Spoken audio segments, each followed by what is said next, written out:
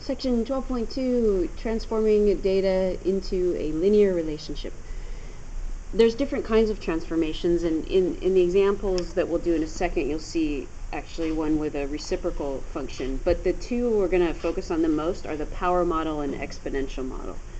So we'll start with a power model, and that's anything raised to a power. You know, squared is quadratic. If you raise something to the third power, it's a cubic. So in general, a power model follows this format: y equals ax to the p, y equals ax to some power p. And if you were to just plot x and y, if your data followed a power model and you plotted x and y, it would not be linear. But if you plotted, so I'll put these options down. If instead you did a scatter plot of, instead of just x and y, that's not going to be linear, but if you did plot x raised to the power versus y, then it would be linear. And you can see from looking at the equation, y equals a times x to the p, that's a linear relationship because you're just multiplying by a constant a. So if instead of plotting x and y, you plot x raised to the p y, that would look linear. Or, and we'll derive this, or you could plot x versus the pth root of y, and that would look linear as well. So, and that is because if you took this original equation and you took the pth root of each side, so let's just look at the explanation for this. If we take this equation and we take the pth root of each side, ax to the p, then we would get the pth root of y equals, and this, we can separate these. This is the pth root of a, which is still just a constant, times x. So you can see, I'll underline the part that's just, so that part is just a constant. So this is a linear relationship between the pth root of y and x, because this is just multiplying by a constant. So that's another option. And then a third option to transform data that follows a power model to make it linear is to take the log of x and y. And I'm just going to use log base 10, but it could be natural log base e. But I'll just do it with the common log. It works the same way with natural log. So why does this work?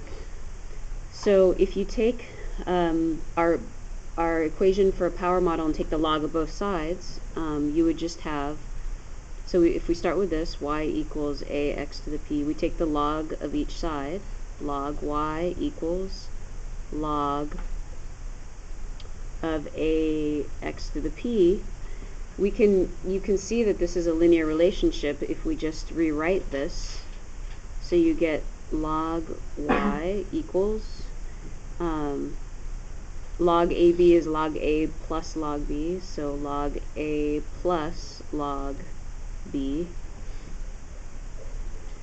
And so we have log y equals, this right here is just a constant, log a, and then we can bring this exponent down, p log x. And so we leave it like this. This shows a linear relationship between the log of y and the log of x, because this here is just a constant and this is a constant. So this shows linear relationship. And so you'll look at the scatter plot of log x versus log y and see if that looks linear when you take the log of both x and y, then you can tell that the original data followed a kind of power model. So that's for that. And then exponential model, then how do you tell if an exponential model is better?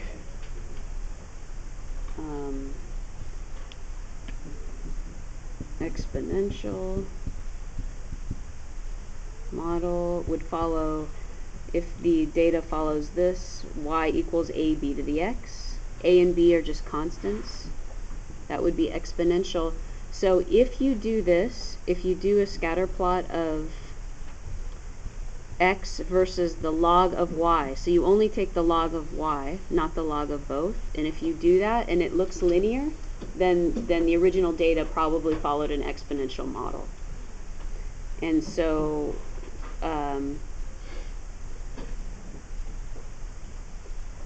so we can derive that here as well. If we just take log y equals log ab to the x, you get log y equals log a plus x log b, and so these are constants, log a and log b. Those are your constants. So you can see there's a linear relationship between the log of y and x. Okay, so let's look at some examples next.